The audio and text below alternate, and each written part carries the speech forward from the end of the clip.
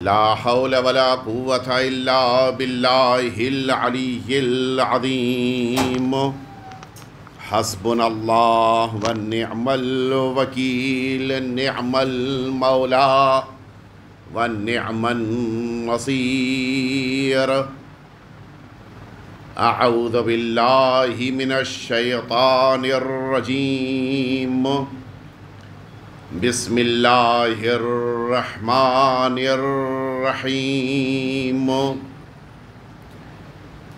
الحمد لله الذي لا يبلغ مدحته القائلون ولا يحصي نعماءه العادون ولا يؤدي حقه المجتهدون. ثم الصلاة والسلام والتحية والإكرام على سيد الأنبياء والمرسلين سيدنا ومولانا أبي القاسم محمد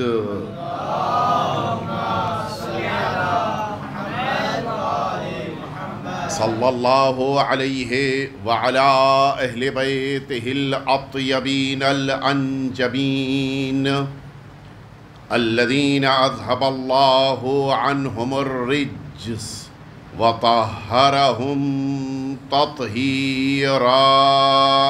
اللهم صل على محمد لا سيما الإمام المبين بقية الله في الأرضين. أرواحنا وأرواح العالمين لتراب مقدمه الفداء، واللعنة الدائمة الباقية على أعدائهم أجمعين. أما بعد، فقد قال الله الحكيم في كتابه المبين وهو أصدق الصادقين وقوله الحق. بسم الله الرحمن الرحيم. إنا أعطيناك الكوثر. ایک دفعہ مل جل کے آپ سبھی حضرات صلوات بھیج دیجئے.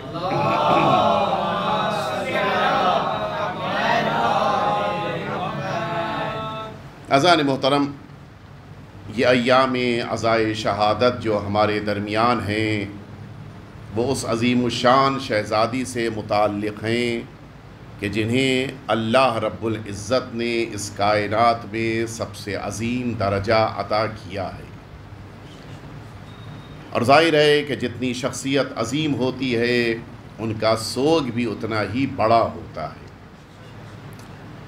جناب سیدہ کی ذات اور جناب سیدہ کی شخصیت نگاہ پروردگار میں کتنی عظیم ہے، یہ ایک ایسا موضوع ہے کہ جس کو ظاہر ہے کہ عوام الناس کے درمیان تو پیش کرنے کی ضرورت ہے، لیکن آپ حضرات کے درمیان اس موضوع کو بیان کرنے یا اس موضوع پر روشنی ڈالنے کی زیادہ ضرورت نہیں ہے.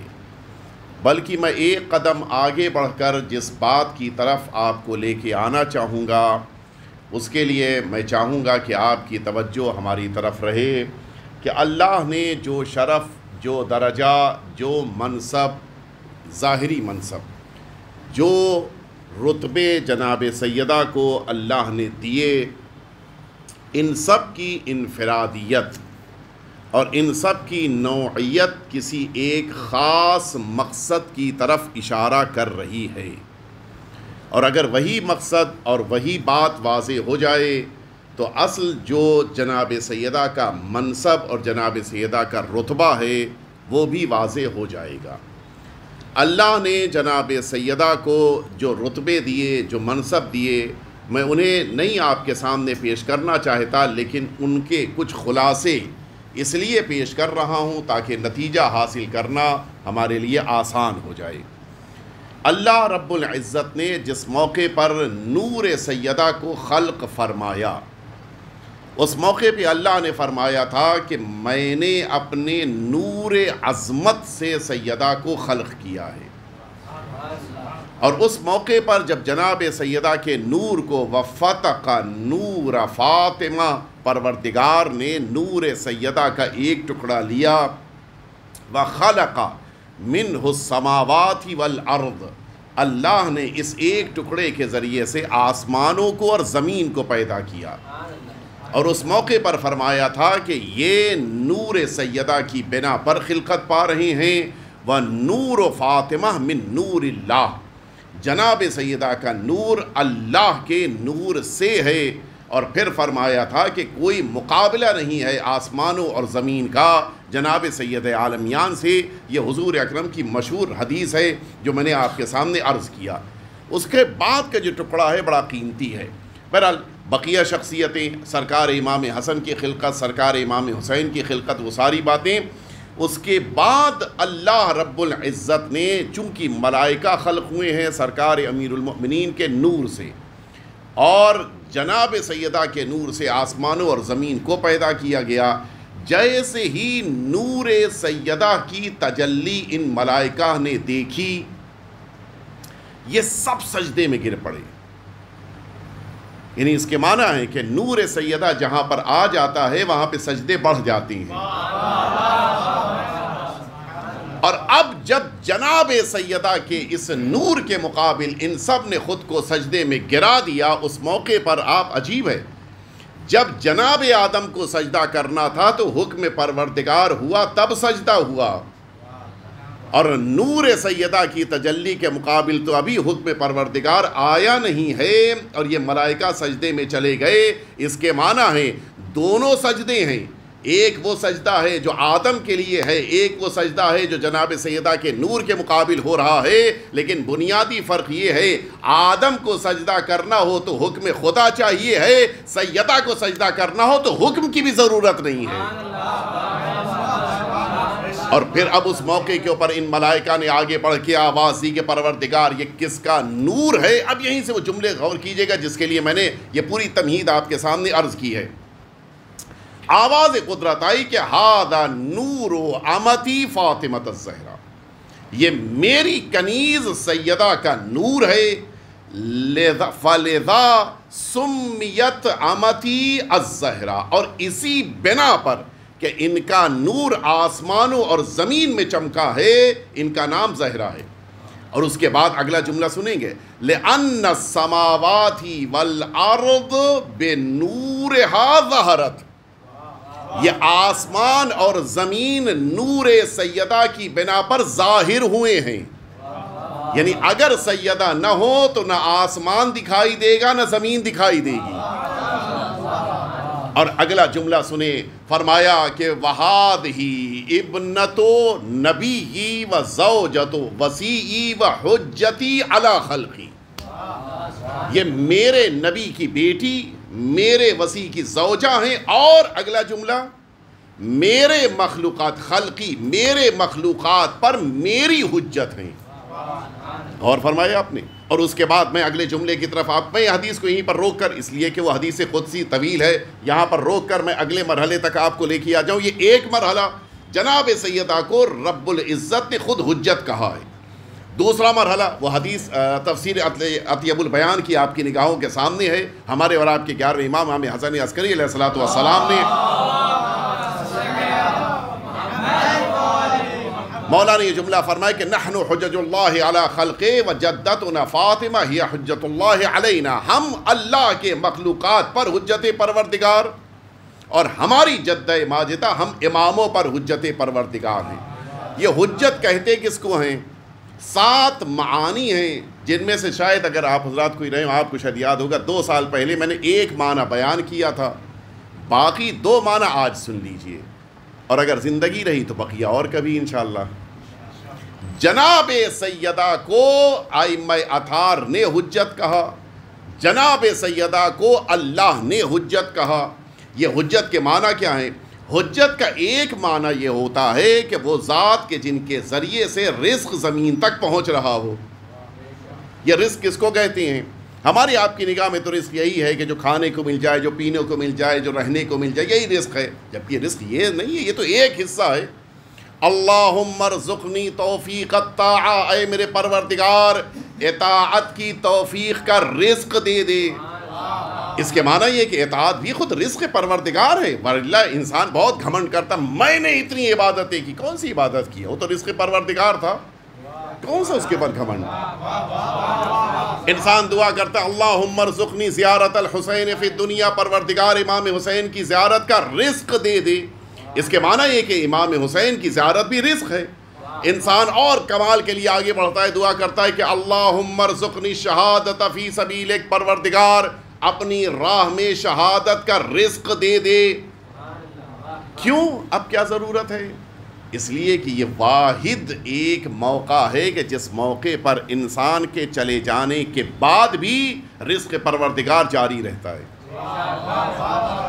وَلَا تَحْسَبَنَّ الَّذِينَ قُتِلُوا فِي سَبِيلِ اللَّهِ أَمْوَاتًا بَلْ أَحْيَاءٌ عِنْدَ رَبِّهِمْ.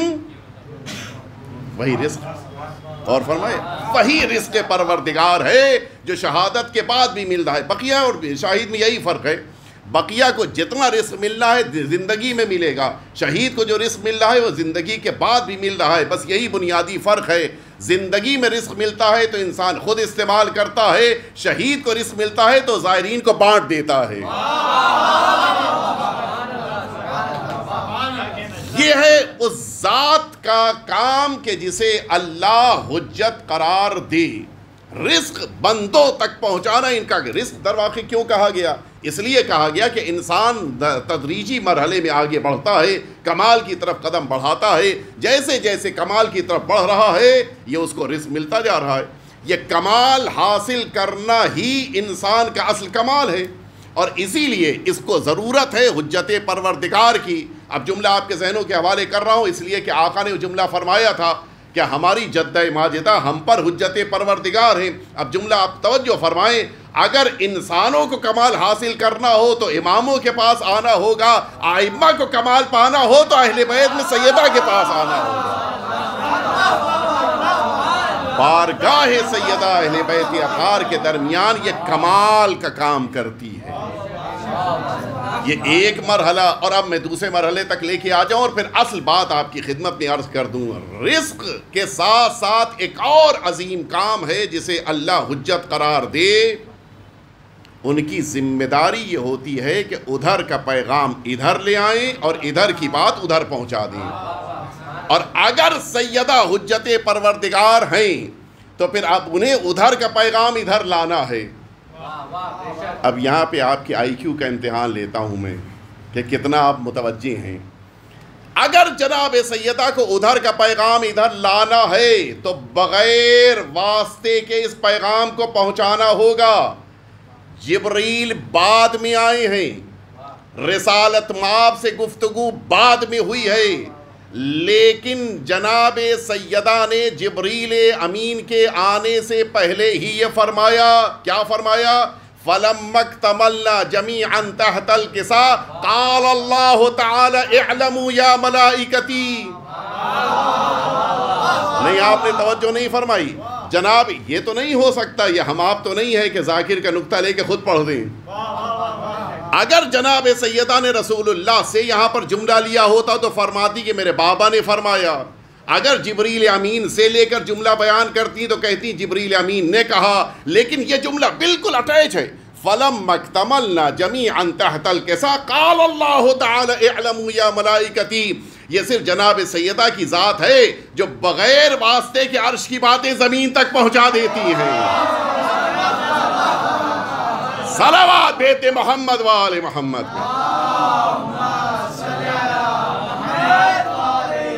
یہ صرف جناب سیدہ کی ذات ہے بغیر واسطے کے. وہاں کچھ بھی بیچ میں واسطہ نہیں ہے. یہ نہیں فرمایا کہ مثلا جبریل امین آئے اور مجھ سے کہا، نہیں. ملک آیا مجھ سے کہا، نہیں. کون ہے جو زمین پر رہتے ہوئے عرش کی خبریں لے آئے؟ ہے کوئی؟ یہ ہے حجت پروردگار. اور اب ادھر سے بھی ادھر کی باتیں ادھر جانی ہیں. اور کس کی باتیں، کس کی دعائیں؟ ہم آپ جیسے گناہگار نہیں. میدان مباہلہ میں جس موقع پر جناب رسالت مآب داخل ہو رہے تھے اس موقع پر رسالت مآب نے گھوم کر اچانک ایک جملہ کہا تھا. یہ جملہ کس سے کہا تھا؟ اگر امام حسین سے کہنا تھا وہ تو آغوش میں تھے، گھومنے کی ضرورت نہیں ہے. اگر امام حسن سے کہنا تھا تو وہ تو بغل میں ساتھ میں چل رہے تھے، گھومنے کی ضرورت نہیں ہے. اگر امیر المؤمنین سے کہنا تھا صرف گھومنا نہیں ہے بلکہ پیچھے آنا پڑے گا. اگر گھوم کر کوئی بات کہیں گے تو اسی سے کہیں گے جس کی طرف چہرہ ہے. چہرہ رسول اللہ کا کس کی طرف ہے؟ رسول اللہ کا چہرہ جناب سیدہ کی طرف ہے. اور اب جملہ سنیے، حضور اکرم فرماتی ہیں اذا دعوت فآمنوا، میں میدان مباہلہ میں داخل ہو رہا ہوں، جب دعا کروں تو آمین کہہ دینا.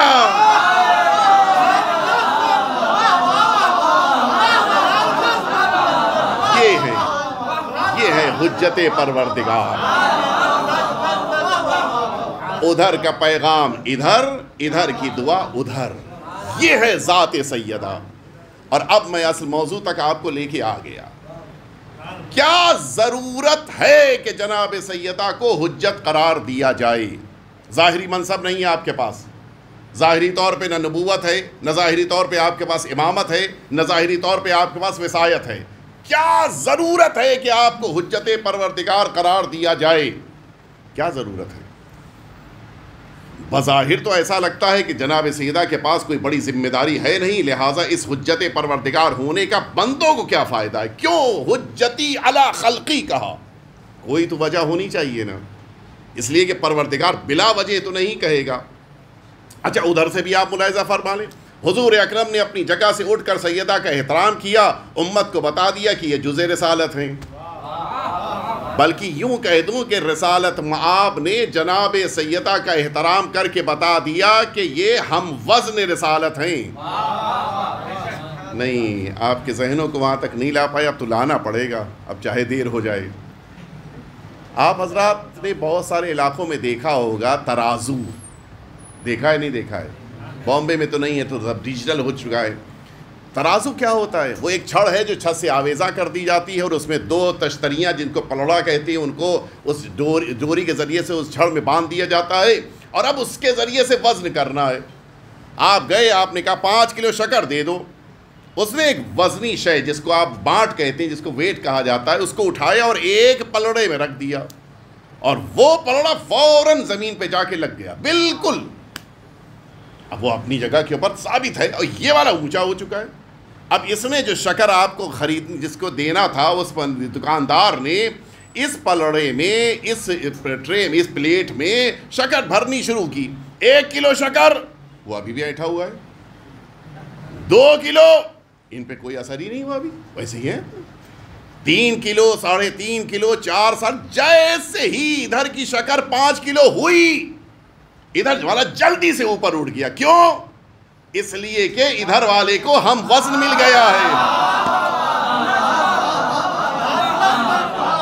اس کے معنی ہے کہ وزنی شے تب بلند ہوتی ہے جب اس کا کوئی ہم وزن آ جاتا ہے. رسول اللہ نے کسی کا احترام اٹھ کر نہیں کیا ہے، صرف سیدہ کا اٹھ کر احترام کیا ہے.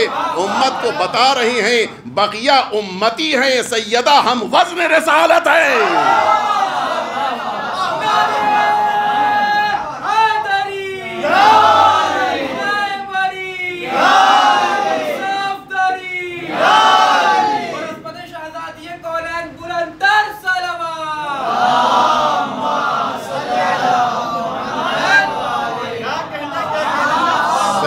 ہم وزن رسالت ہیں.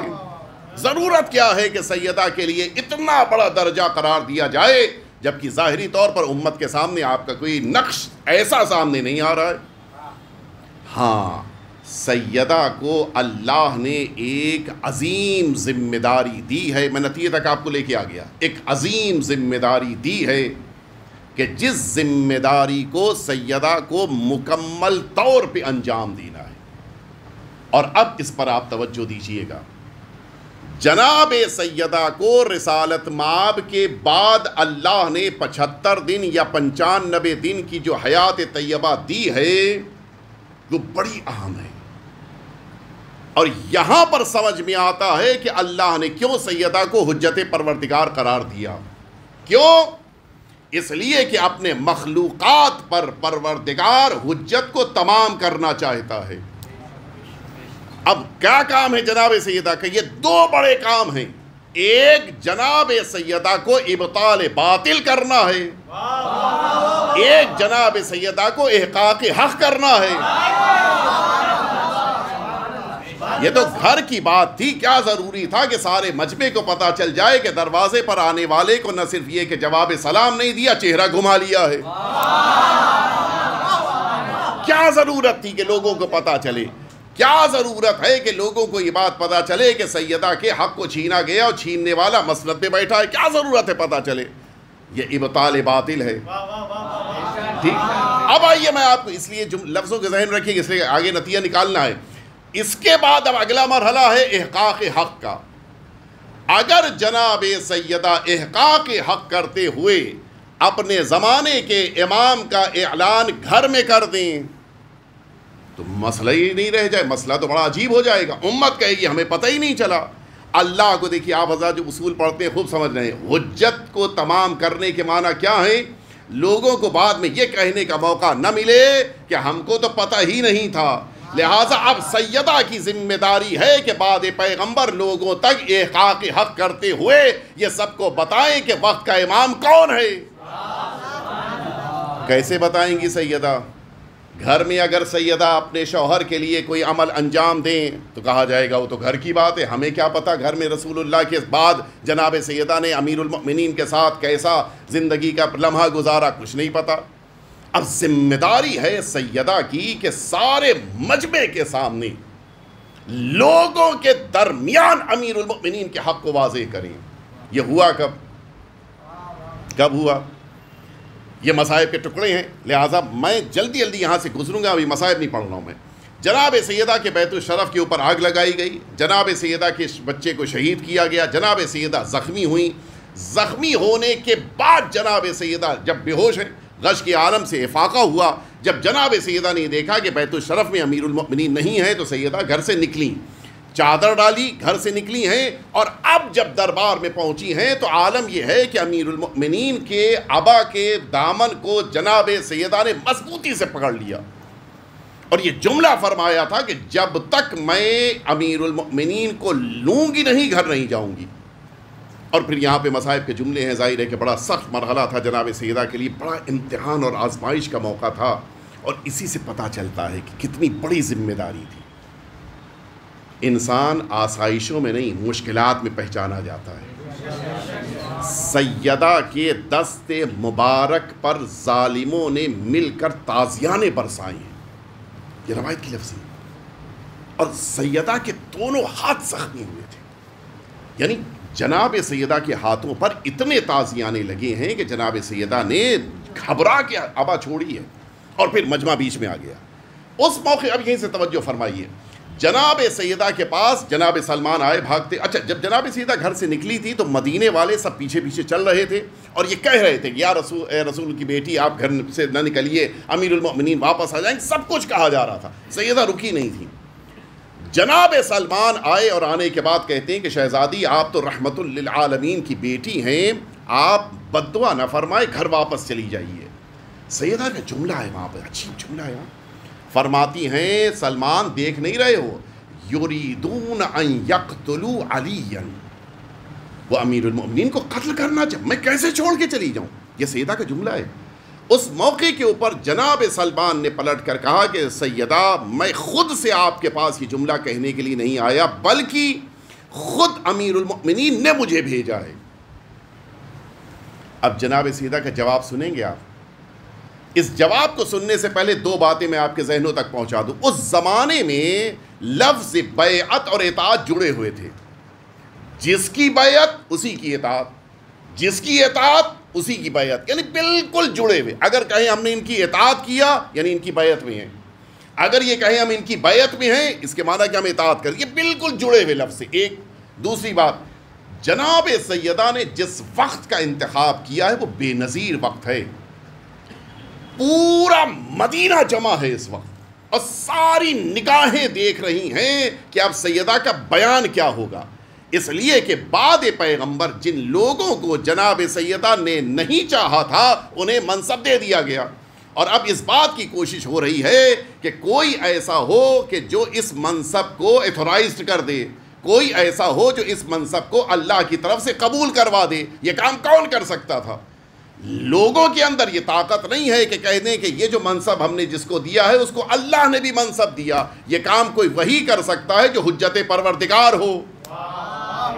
اور اب اس وقت ضرورت محسوس ہو رہی ہے کہ سیدہ کیا بیان دیتی ہیں، سیدہ کیا کہتی ہیں، سارا مسئلہ اسی پہ رکا ہوا ہے۔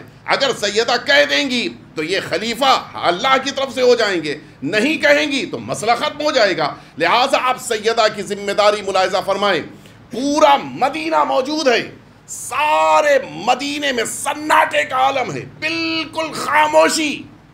اور اب اس درمیان سیدہ کی آواز بلند ہوتی ہے۔ جناب سلمان نے کیا کہا کہ امیر المؤمنین نے مجھے آپ کے پاس یہ جملہ کہنے کے لیے بھیجا ہے۔ اب جملہ سنیں جناب سیدہ کا، پورا مدینہ سن رہا ہے۔ فرماتی اذن اسمعہ واطیعہ، میں اگر امیر المؤمنین نے یہ بات کہی ہے تو ان کی بات سنوں گی اور انہی کی اطاعت کروں گی۔ سارے مدینے کے درمیان جناب سیدہ نے اعلان کر دیا کہ جس کی تم بیعت کرتے ہو اس کی میں اطاعت نہیں کرتی ہوں، بلکہ میں جسے امام مانتی ہوں اس کی اطاعت کرتی ہوں۔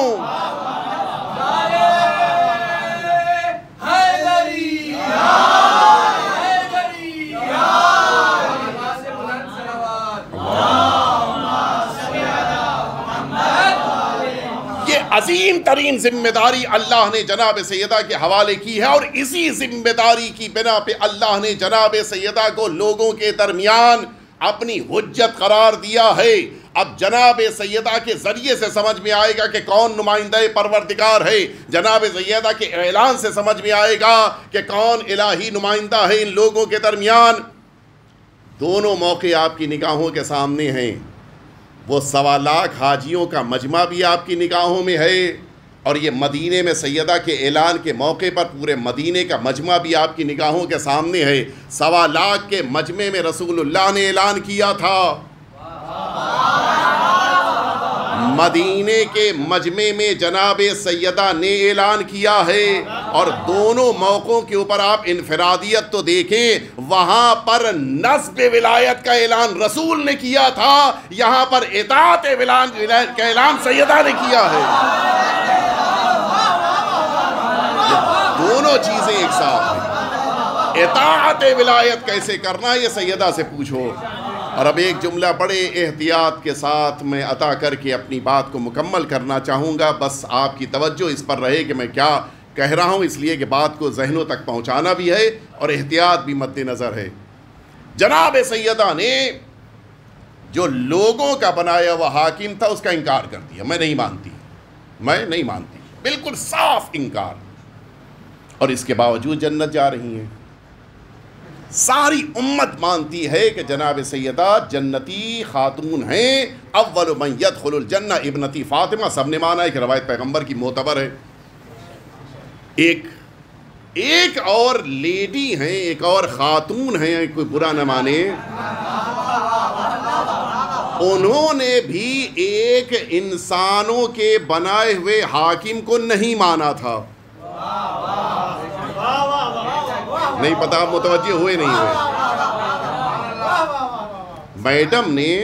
میڈم ہی تو کہتے ہیں نا، میڈم نے اس کو نہیں مانا تھا کہ جس کو تیسرا حاکم بنایا گیا تھا۔ آپ جانتے ہیں اقتلوا نافلہ بڑا مشہور جملہ ہے، انہوں نے بھی انکار کیا لوگوں کے بنائے ہوئے حاکم کا، سیدہ نے بھی انکار کیا بنائے ہوئے حاکم کا جو انسانوں کا بنایا ہوا تھا، لیکن اس کے باوجود سیدہ نے انکار کیا، پھر بھی جنت جا رہی ہیں۔ میڈم نے انکار کیا لیکن جنت سے محروم ہے۔ فرق کیا ہے؟ ایک بنیادی فرق ہے جو سیدہ کے عمل نے بتا دیا۔ سیدہ یہی تو سمجھانا چاہ رہی ہیں، صرف انکار باطل سے جنت نہیں ملتی ہے، اقرار ولایت سے جنت ملتی ہے۔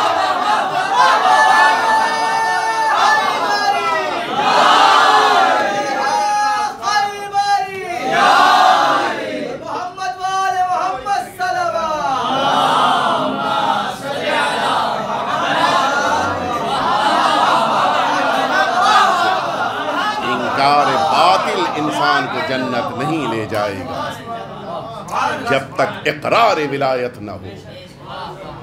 اور بس یہیں پر میں اپنی بات کو مکمل کرنا چاہوں گا۔ حقیقت یہ ہے کہ جناب سیدہ بڑی مظلومہ ہے۔ جناب سیدہ جس موقع کے اوپر امیر المؤمنین کو بچانے کے لیے آئی ہیں، کس عالم میں آئی تھی؟ میں عرض کروں، بعض جملے روایتوں میں جو وارد ہوئے ہیں ان کے ترجمے بھی نہیں ہو سکتے۔ میں عرض کروں، ابھی آیت اللہ جوادی کا میں مصائب سن رہا تھا کہ وہ پڑھ رہے تھے۔ جناب سیدہ کی اولاد کو بڑا صدمہ تھا اپنی ماں کی جدائی کا، لیکن ان کے درمیان امام حسن نے زیادہ گریہ کیا ہے۔ عجیب ہے، سرکار امام حسن مجتبیٰ نے اپنی ماں کا زیادہ ماتم کیا ہے۔ جملہ سنیں گے آیت اللہ جوادی عاملی کا، اس کی ایک بنیادی وجہ تھی۔ وہ وجہ یہ تھی کہ جب گلی میں جناب سیدہ دربار سے واپس پلٹ رہی تھیں، وہاں پر جناب زینب موجود نہیں تھیں، وہاں پر جناب ام کلثوم نے نہیں دیکھا تھا، وہاں امام حسین نے نہیں دیکھا تھا، لیکن ماں کی توہین ہوتے ہوئے امام حسن نے دیکھا تھا۔ امام حسن نے وہ منظر دیکھا تھا کہ کس طرح سے ماں کی توہین اس گلی میں ہوئی ہے، اور امام حسن برداشت نہیں کر پا رہے تھے۔ ہاں، کوئی ماں کی توہین کرے، کیسے کوئی برداشت کر سکتا ہے؟ اور یہی وجہ ہے کہ امام حسن نے اس موقع پر جب یہ دیکھا، جب شہادت کے بعد جناب سیدہ کے بعد امام حسن نے یہ منظر دیکھا، جا رہے تھے یہ دونوں بھائی کسی کام سے، امام حسن اچانک گھوم کے پیچھے کھڑے ہو گئے۔ امام حسین نے پوچھا تھا کہ بھیا کیا ہو گیا، 7 سال کی عمر ہے، کیوں آگے نہیں جا رہے ہیں؟ امام حسن نے فرمایا تھا کہ بھیا حسین، سامنے وہ شخص کھڑا ہے جس نے ماں کی توہین کیا تھا، میں اپنی ماں کے قاتل کو نہیں دیکھنا چاہتا، میں اس کو دیکھتا ہوں تو مجھے میری ماں یاد آ جاتی ہے۔ ہاں، ماں کے قاتل پہ نظر پڑ جائے تو انسان برداشت نہیں کر پاتا ہے۔ میں کہوں گا آقا، یہ مدینہ ہے جہاں پر ایک بار نظر پڑی اور آپ برداشت نہ کر پائے، ذرا کربلا میں آ کے سکینہ کے دل سے پوچھئے، ناقے کی بلندی پہ بیٹھی ہوئی وہ 4 سالہ یتیمہ اب جو نظر پڑتی ہے، سامنے شمر دکھائی دے رہا ہے، اچانک شاید یہ بچی کہتی ہو، اے شمر جب میں تجھے دیکھتی ہوں مجھے بابا کا گلا یاد آ جاتا ہے، مجھے تیرا خنجر یاد آ جاتا ہے۔ ہاں عزاداروں، اس مدینے میں جناب سیدہ اس انداز میں اکیلی ہو گئیں کہ ایک وہ دن بھی آیا، آج ہی کی وہ شب تھی جب جناب سیدہ نے اپنی وصیتیں کیا ہے۔ امیر المؤمنین سے فرماتی ہے، اے علی، مجھے رات کی تاریکی میں غسل دیجئے گا، مجھے رات کی تاریکی میں کفن پہنائیے گا، مجھے رات کی تاریکی میں دفن کر دیجئے گا، اور مبادا میرے دشمنوں کو میرے جنازے پہ نہ آنے دیجئے گا۔ ہاں عزاداروں، سیدہ نے یہ وصیت کیا۔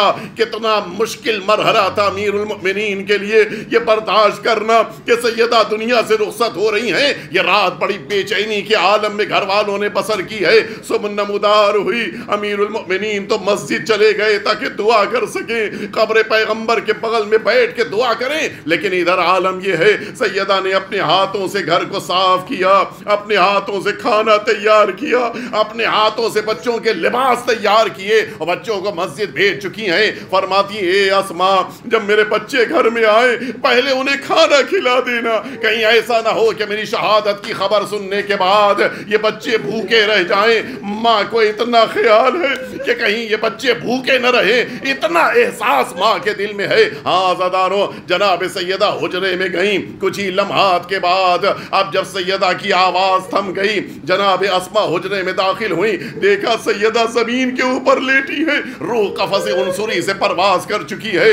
جناب سیدہ کے پاس بیٹھ کے جناب سلمہ نے رونا شروع کر دیا، جناب اسما نے، لیکن یہی وہ لمحہ تھا اب جو دق الباب ہوا، جلدی جلدی آنسو پوچھے، آئیں دروازہ کھولا، دیکھا یہ شہزادے دروازے پہ کھڑے ہیں، دیکھا عجیب نگاہوں سے دیکھا کہ اسما کی آنکھوں میں آنسو ہیں۔ اے اسما کیا ہو گیا؟ کہا نہیں بچوں آؤ، پہلے یہ دسترخوان سجا ہوا ہے، اس دسترخوان پہ بیٹھ کے کچھ کھا لو۔ ان بچوں نے گھبرا کے دیکھا، اے اسما آسماں، کیا آج سے پہلے ماں کے بغیر ہم نے کوئی کھانا کھایا ہے؟ ہاں، کوئی بچہ ماں کے بغیر کھانا برداشت نہیں کرتا ہے، لیکن ہاں اب جب ان بچوں کو محسوس ہوا، یہ بچے ماں کے حجرے میں داخل ہوئے، مقتل کی لفظیں سنے عزادارو، امام حسن آگے بڑھے، دیکھا ماں زمین پہ لیٹی ہوئی ہیں، آئے ماں کے سینے کے اوپر اپنا سر رکھا، بیٹے نے رونا شروع کر دیا، اے مادر گرامی مجھ سے بات کیجئے ورنہ حسن کی روح پرواز کر جائے گی۔ امام حسین آگے بڑھے،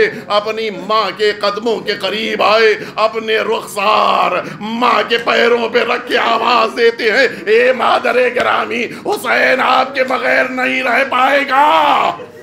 یہ بچے گریہ کر رہے تھے اور کچھ دیر کے بعد یہ بچے مسجد کی طرف آئے، امیر المؤمنین کو خبر دیا، اے بابا اماں دنیا سے رخصت ہو گئیں۔ مقتل میں جملہ ملتا ہے، امیر المؤمنین اپنی جگہ سے اٹھے لیکن زمین پہ گر پڑے، پھر اٹھے پھر گر پڑے، امیر المؤمنین سے برداشت نہیں ہو رہا ہے، نہ جانے کیسے علی نے خود کو گھر پہنچایا۔ لیکن سب سے بڑی مشکل سنیں گے عزاداروں، امیر المؤمنین نے بچوں سے کہا، اے بچوں دیکھو ماں نے وصیت کیا تھا کہ دشمنوں کو پتہ نہ چلنے پائے، لہٰذا اگر رونا تو آواز بلند نہ ہونے پائے کہ کہیں دشمنوں کو پتہ چل جائے۔ بچے رو بھی رہے ہیں تو آواز کو روک کے رو رہے ہیں۔ ادھر امیر المؤمنین نے غسل دیا، کفن پہنایا، صحن خانہ میں جنازہ لا کے رکھا، ہلموا تزودوا امکم، آؤ بچوں آؤ اپنی ماں سے رخصت ہو لو۔ سب سے سخت موقع ہوتا ہے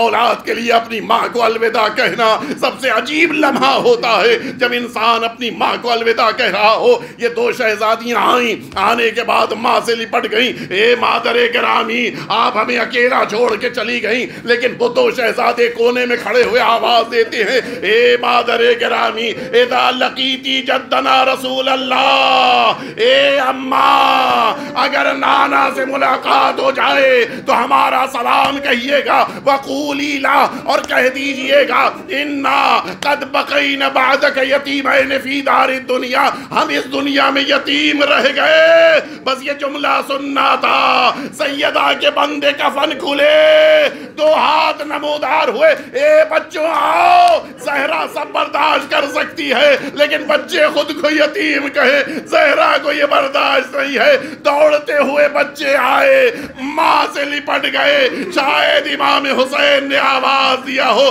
اے اماں مدینے میں آپ نے بلایا۔ حسین دوڑتا ہوا آ گیا، کل کربلا میں چمکتے ہوئے نیزوں کے درمیان تلواروں کے بیچ اپنے حسین کو اکیلا نہ چھوڑیے گا، اے اماں کربلا میں حسین کے